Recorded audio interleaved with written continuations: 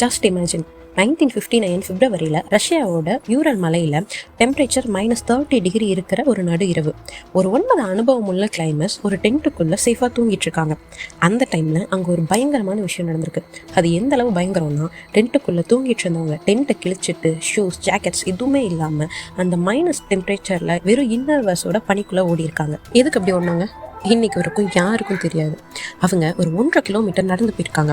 அங்கே ஒரு மரத்துக்கடியில் 2 பேர்த்தோட பாடியும், டென்ட்டுக்கு நடந்து வர வழியில் 3 பேர்த்தோட பாடியும் கிடைச்சிருக்கு.